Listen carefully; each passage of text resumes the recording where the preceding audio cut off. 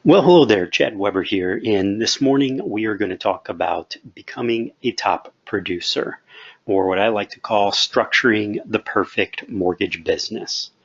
Now, before we move on to anything else, here's a big question for you, and I just want you to answer the first thing that comes to your mind. What does it take, or what do you specifically need to become a top producer? What one thing, if you had this, would double or triple your income or get you to whatever your income goals are as a loan officer? So, what's your answer? Now, if you're like 99% of the loan officers out there, then your first answer or your first inclination was to say, I need more leads. Okay, I need to generate more leads. And you want to know my thoughts about that? Unfortunately, wrong. So why do I say that? Why do I say that this is wrong? Well, here, let me illustrate for you. So it's not wrong per se, as in technically, hey, if I had more leads, um, I'm doing more business. That's incorrect. No, because that is most likely correct to an extent. However, let me point you to a couple of things. We're going to use an interesting illustration to drive home the point as to why we should be thinking something else. And at the end of this quick session today, I'm also going to show you some extremely important questions that you can ask yourself to help analyze where your business is at and what your likelihood is to move from where you are now to where you want to be very quickly. Okay, so let's talk about the problem. And I said I'm going to use some interesting illustration. Well, I'm going to use cars today. And any of you that know anything about me, you know I'm a big gearhead. You know I'm into cars, fast cars, love racing, all that fun stuff. So what I'm going to use today is cars as an illustration for your business. So here's the problem with saying that, hey, what I really need is more leads. Just trying to solve your problem of income by dumping more leads into it is exactly like what we're looking at here. What are we looking at? Well, we're looking at an old Dodge Neon, right? Now we know that, back in the day it was kind of peppy for what it was, but we know that ultimately it's an entry level economy car, right?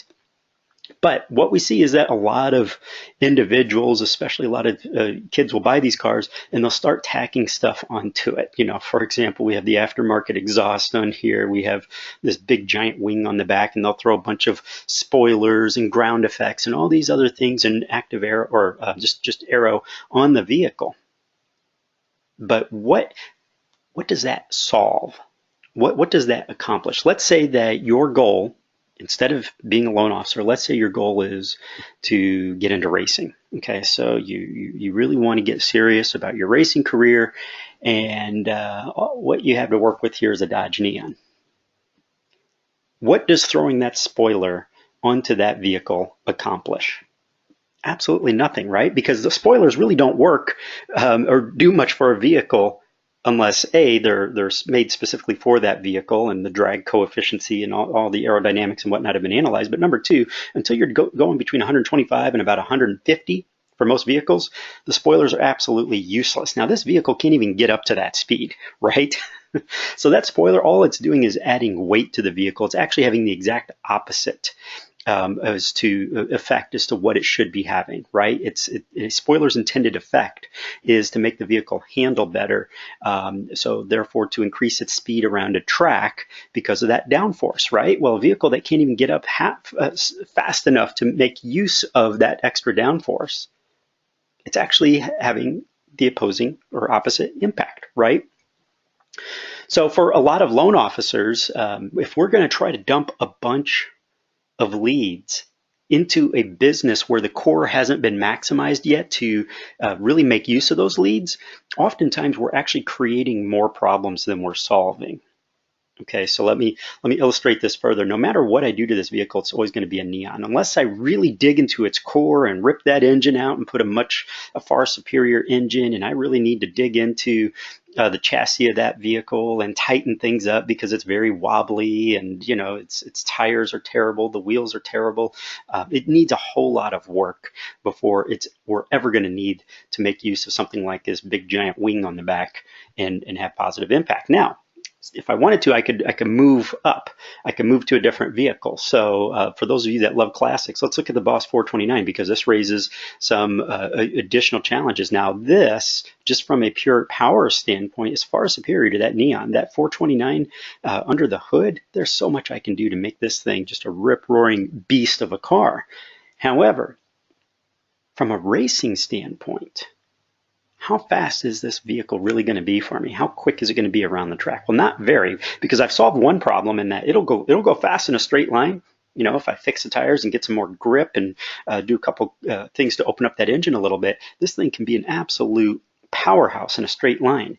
But inherently, the vehicle is very nose heavy. It's the vehicle itself is actually very heavy as well with that thicker gauge steel body, and it's just a large frame vehicle. It's never going to be compared to modern vehicles. It's never going to be that quick around a track, and it's always going to be a handful because of just how heavy plus nose heavy this vehicle is. So again, it's a fun car. It's a muscle car. It's an awesome looking car if you love classics, but it's pretty much a one-trick pony when you compare it to today's modern vehicles. It's not a good starting point if what I'm trying to do is be fast around a racetrack. If I want to drag race, okay, great, have at it. But again, around a racetrack, that 429 is not an ideal platform. So we can switch to the exact opposite end of the spectrum, and now I have a vehicle that's under engine but has an amazing chassis. This vehicle, this Mazda Miata, it's a dream around tracks. It's a wonderful canyon carver, right? Because it's lightweight, small framed, and there's a lot that I can do to make it handle even better. But ultimately, compared to the supercars and exotic cars out there and vehicles that I would be racing the track, it's going to need a lot under the hood to make it compete. Now, for a beginner, okay, great. You know, it's probably a good vehicle to learn in, but unless you really dig into that engine and pour a lot of power into it, it's not going to be competitive with the exotics out there, right? So again, you would have to dig into the vehicle itself to make it better. So what I should really be after is balance. Right? What I need is balance. And this is a Porsche 911 GT3 RS. Now, before Porsche started dumping more power into the engine under that hood, they made sure that they pulled off as much unnecessary weight. They lightened the weight. They made the aero more effective. We got the wing on the back that can actually be used. We got better cooling for the vehicle, and just overall, it's a very, very well balanced vehicle to the point where this vehicle with just 500 horse routinely punches way above its weight class and outperforms and beats cars around the track that have 600 plus horse because it's so balanced. And that really leads me back to the mortgage industry and your business. So I know I took a little detour to talk about the cars there for a little bit, but again, I wanted to illustrate that when we're talking about the power and the motivation of the vehicle, we're really talking about lead generation, generating leads. So for a lot of loan officers that want to be top producers, they think that really all they got to do is uncover the mystery of lead generation. If I could just get more leads, then I will reach my goals. But really what they're doing is they're looking at their business from a very one-dimensional standpoint. Just like I can't dump a bunch of horsepower into a vehicle that doesn't have the chassis to support it or doesn't have the other necessary aspects to support it. The same applies to our businesses. If we dump a bunch of lead generation, oftentimes we're exasperating our problem because we're just going to keep having these roller coaster ups and downs, ups and downs, ups and downs, because we haven't built a back end to properly convert and nurture and ultimately make use of all of those leads. I'll tell you what, 9 times out of 10, when I hear people complain about lead quality, what they're really complaining about is their own lack of ability to convert on the back end because they haven't set up a proper system. They haven't sat down and given as much thought and attention to the conversion as they have lead generation. They think, well, just more leads, more leads, more leads, that'll make up for it. But really what you're doing is you're wasting your time because it's so inefficient. If I threw a 2,000 horsepower engine into that Dodge Neon, the vehicle would become almost useless on the road. Actually, it would become useless, and we would probably completely damage the vehicle. The transmission wouldn't be able to handle it. The chassis sure as heck wouldn't be able to handle it. I mean, you'd be lucky to make it 20, 30 miles before that thing implodes, right? And the same applies to our business. If I gave you 250 leads this month, How efficient would you be at handling those leads? Would you be able to just pop them into a database and know with confidence that they're going to be followed up with, and they're going to be converted, they're going to be turned, separated and segmented into hot leads versus cold leads versus down the road leads, et cetera, et cetera? No, most loan officers don't have anything like that set up. So what you need if you're going to add more power is you're also going to need the handling and the stability to manage that power as well. So with handling, I liken handling to your conversion rate and your ability to make a sale. So yes, most loan officers are at least passable at sales, and some of you guys are just downright awesome. Some of you not so much. Okay, you know who you are. You know which category you fall into, and this isn't to criticize no matter what end of the spectrum you fall on, but we do need to be aware of what our abilities are, and if we find a weakness, find ways to maximize and adjust. So conversion rate is often a end result, an outcome, indeed even a symptom of what your back end looks like. Do you have a database where all your leads flow into? Yes or no? Do you have a database that automatically follows up with them instantly, as well as puts them on timers to receive drip feed and nurture campaigns? Yes or no? Do you have a campaign that you have tested and A/B split tested as well to see which responses maximize conversions and which actually harm conversions? Because I've looked at a lot of loan officers' emails that they send out there, and when they're telling me and complaining that nobody responds, and oh, well, these leads just suck. No. More often than not, the problem is, well, if you're sending them that, I wouldn't respond either. Blatant in your face, hey, let's talk about loans, blah, blah, blah. That doesn't make me want to contact you. You got to give them a reason to. So for a lot of loan officers, unfortunately, their conversion abilities, their skills when it comes to identifying a proper high conversion follow-up campaign are severely lacking, but they're blaming the problem on the leads. When if they just gave some attention and fixed their own back end, their lead conversion could double, triple, quadruple. So that's like the handling of the vehicle. Then what else do you need in a vehicle that's going to race around at high speed? Well, it has to be reliable, right? Anybody remember the early to mid 90s RX-7s, Mazda RX-7s that had the Wankel rotary engines? Yeah, guess who had one? You were lucky. You were lucky. As awesome of a car. I mean, first of all, it was beautiful for the time. It looked just striking. It looked exotic, but it was very well balanced too, as far as power and weight and handling. The car was a wonderful vehicle, minus one thing. If you made it to 35,000 miles on the odometer without having to completely pull your engine and rebuild the darn thing, you were lucky. That's how unreliable that car was. I mean, that car was just stinking unreliable to the point where I never took mine on long trips because I was always worried about getting stranded. And nobody knew how to work on them because they were rotary engines, not piston driven, right? So reliability is important, just like in a race vehicle. So your consistency and your stability. So again, this kind of plays a little bit on having that back end, but also this has to do with diversifying your lead generation and your business. If you're putting all your eggs in one basket, guys, all it takes is for one thing to go wrong, for that source to boop, it dries up and you're gone. There goes my business. That sucks, right? That just absolutely sucks. So who wants to deal with that? No one, right? So what I'm going to do here is let's take a look at some of the questions that you could be asking yourself. Well, actually, I'll get to that in just a second. Let's take a look at the outline of what I consider a perfect business. Everybody's going to have their own opinion on this because there is some subjectivity to it, but at the same time, there are some objectively important things that must be present in every single business. And number one, you need a reliable source of leads, okay? From a consumer direct standpoint.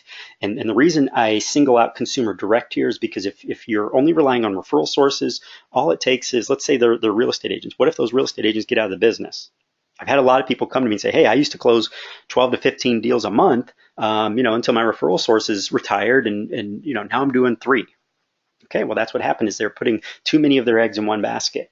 A reliable professional referral source. So yes, we want referral sources as well as our consumer direct leads. We want the two to complement each other. And from a referral standpoint as well, we should be getting private referrals as well. In that whenever you have a deal close, you should be getting referrals from your clients too. So we need referrals from professional sources as well as from our private clients sources as well. You need a well-managed and worked database. You need strong conversion skills and processes in place. And then finally, you need automation, guys, so you're not wanting to jump off the edge of a bridge at the end of the month because you're working freaking 80 hours a week. I've been there, done that, and hated it. Okay, it's not fun, guys. I'm only slightly joking when I say you feel like wanting to jump off a bridge. You do that long enough, those insane hours, and everything always being stressed and so messy and convoluted, and it's going to bleed over into the rest of your life. So you don't just want, but you need automation in place, because that back end can be 95% automated when all is said and done, and that's going to save you hours and hours and hours and hours. So less hours working because your follow-up is that much more consistent and therefore that much more effective. So you don't have to spend as much time working leads or working crappy leads because your automation is segmenting and delineating between good and bad. So that's a wonderful place to be. So these are the tools that you really need, or the puzzle pieces that you need in place to have a top performing business. If you want to be a top producer and you're taking that serious, this is what's needed. But let's take a look at the actual questions, what you need to be asking yourself to really analyze your own business. So this is what I promised at the beginning of the call. So let's start off with, what is my conversion rate? How can we ever hope to be a top producer if we don't even know what our conversion rate is? And again, I'm just going to point out some truths here. These are anecdotal, what I've witnessed, but I've also heard similar from just about everyone else that I speak to in the industry. And that is that most loan officers, they take a wild guess what their conversion rate is, and it's usually double, triple, or even quadruple of what the real conversion rate is. I get guys telling me they got 50% and even 75, 80, 90% conversion rates. But then when we really dig into it, it's usually about 10%, 15%, maybe 20% if they're an excellent salesperson, because what they're doing is they're cherry picking and saying, well, that conversation didn't count. Well, this person I only talked with for blah, blah, blah. Well, it doesn't matter. Your conversion rate is your conversion rate. They're numbers. So how many leads did you speak with? How many apps were taken? How many were closed? Those are the questions that you need to ask to figure out what your conversion rate is. How many people do you speak with? How many out of those, how many turn into apps on average, and how many of those actually close? There's your conversion rate. So you're going to have two conversion rates. You're going to have your lead to app conversion rate, and you're going to have your lead to close conversion rate. And technically, you also have your app to close conversion rate as well. So if you want to throw that in there, then you actually got three. But you really need to know at least the first two, preferably all three, to really identify how well you're doing in this regard and know where you need the most help. So how large is my database? Well, with most loan officers, they don't have a database, or the database is their company's. That's very dangerous. If your company owns your entire database of all your leads and all your contacts and whatnot, then what happens if you ever leave that company?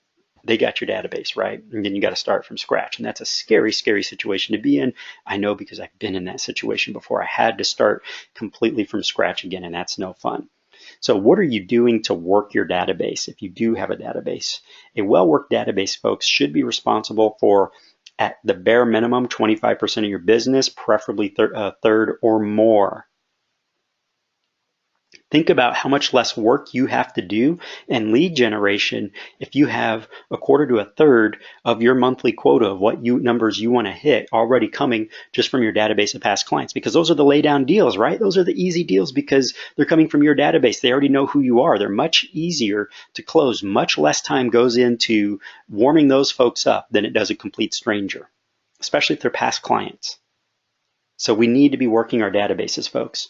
How many referrals do I get from my closings? Now, this is interesting because most loan officers don't ask. They don't even ask.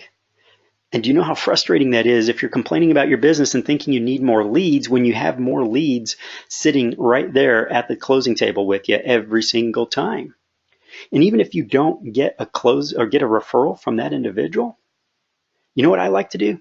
I would bring a camera with me and I would ask for their permission to get a testimonial right there on the spot, because getting testimonials sucks if you're just emailing them or calling them and asking them to take time out of their day and record one and send it over. Most will say, oh, yeah, I'll do it, and then they never do it. But if you just whip out the camera and say, hey, I got it right here. Guys, just so you know, my business thrives because of social proof, because of people like you. You know, you've already told me just how excited and happy you are, how this process has gone through. So I'm taking you at face value on that. And I would absolutely love if I can catch what you told me earlier on video. You know, just be sincere. Just tell me how you feel about the process, what the experience was like. And I'd like your permission to, you know, maybe use this on my website or maybe use this in my social media campaigns. I just want the world to see, you know, that this is what what working with me looks like. And 9 times out of 10, they say yes to that. Every once in a while, you'll get somebody that's camera shy and might get, well, just a picture. You know, I'm not really comfortable, you know, being on video. Okay, fine, then just a picture. You know, but get something, because you know what? I can take that video testimonial and turn that into an ad campaign and turn that into more leads. That works, guys. When you're putting social proof out there, other people blowing your horn for you, you will get leads off of that. So every single closing should be turning into more leads for you one way or another. Either they're going to give you a referral or they're going to give you something that you can use to get more leads in the form of a testimonial. A live video is so much more powerful than just written text that people say, oh, well, anybody could have written that, right? Okay, so how many referrals do I get from real estate agents or other professional sources? So we talked about getting referrals from my closings, but what about from other professional sources? Well, if at least a third of your business isn't coming from referral sources, then something needs to be done, guys. Something needs to be done, right? So here's the thing, though, is I'll get a lot of loan officers say, well, a third of my business is coming from, you know, referral sources, but I'm just, when I'm only getting 2 or 3 closings a month, that's not saying much. If that's the case, then here's what that means for you guys. If your ratios are good, but the problem is with the volume, then your methods are actually probably pretty good. You're probably already doing the right things, but either it just needs to be scaled up and you need to be doing the right things in more volume, or you need to find a way to just reach more people. You need to leverage. So I might be doing the right things, but I'm doing them on a small scale. So I need to leverage through either PPC advertising, running Facebook ads, or doing something else to leverage that, because I'm just doing it in too small of amounts. So either I'm just inefficient with it, unfortunately, or I'm just not thinking big enough. But bottom line is good for you. You've already got your processes in place. They just need some fine tuning to scale up. Okay, so these are the questions that if you ask yourself and really do take the time to ask yourself these questions and really take the time to answer them properly as well. Because if you don't, then you're going to end up like one of these guys. So metaphorically speaking, but these are just more vehicles where people just start tacking things on that are actually having the opposite of the intended effect. And I just laugh. You guys, you know, I'm a car guy, so of course I'm going to laugh at these. But these giant spoilers, this one I have no clue. I mean, these make my eyes bleed, my head hurt. This one I'm climbing up a step ladder on that. I actually want to climb this thing or use them like monkey bars. This one, oh my goodness, the tailpipes there. Let's put a sharp angle in our exhaust. That's going to do great for the exhaust flow and in our power levels, right? But again, these are people just tacking things onto their vehicle that are actually slowing them down. And sure, to each his own. You know, maybe they think it looks cool, and that's good for them. I'm glad they do. But they're really having a negative impact on their car's performance 9 times out of 10 here. So, but again, we don't want our businesses to be the same way, to where we're focusing so much on one area that the other areas of our business that would actually enhance our entire core, our entire ability as a whole, are being ignored. Because lead generation that's the sexy part of it, where everybody just thinks, oh yeah, leads. Everything's all about leads. If I could just get more leads, you know, that's the cool thing to target. You know, the back end, the database, the follow up, you know, boosting our conversion rate. Those are hard, really. I mean, compared to just capturing more leads, really building our business and our ability to convert, in contrast, just seems so much more difficult. But we tell ourselves, well, what I'm going to do is if I'm just going to work my way up, I'm just going to get a couple more, you know, loans closed on average each month, and then I'll give attention to these things. And that's the wrong mindset, guys, because what happens is you never get out of that vicious cycle. Been there, done that as well. I've made that mistake, and I see thousands and thousands of loan officers making that mistake every year. And 2, 3, 4, 5, 6, 7 years later, they still haven't gotten around to giving attention to their back end and their conversion. I see they still have the same problems, and they're still using the same rationalization and excuse. It's, well, if it's taken you 6 to 7 years and you still haven't grown your business, then aren't we kind of engaging in the definition of insanity by doing the same things again and again and again and again, and we're expecting different results? We got to give attention to the unsexy part of our business, the conversion, the back end, our database, and those sorts of things. That is when you will be in a much, much better position, because you'll be earning more with what you already have, number one. Number two, when you finally start dumping some leads into it, suddenly what previously you thought were crappy leads, like, wow, well, they're closing at almost 3 or 4 times the rate that they were. This is awesome, because now you have a proper core, you have a proper automobile. For instance, we have that Porsche GT3 RS instead of the Neon, or one of these goofy things with a bunch of stuff just tacked all over it, thinking that, well, yeah, now at least my car looks cool, or at least in their opinion it does. Right? So I hope that you find this beneficial, folks. Also, just going to point something out for those of you that do need help. If you need help doing the things that we just described in this mini training session, then here's how to reach out to me, folks. Here's my email address. Just send me an email and request a free marketing audit. We'll speak on the phone for 15 to 20 minutes and go over your business, what areas you most need help, and we'll do a little bit of digging. And I promise you, I don't waste time on the phone. If I take the time to speak to you, you're going to walk away with some gold nuggets. You're going to walk away with a better understanding of really where you're at versus where you need to be. Okay, so just reach out to me, shoot me a quick email, let me know what your challenges are, what you'd like to discuss, and we'll arrange a marketing audit together. Okay, guys? So once again, I hope the rest of your week is absolutely awesome, productive. Let's get some more loans closed. Make it a great rest of your day.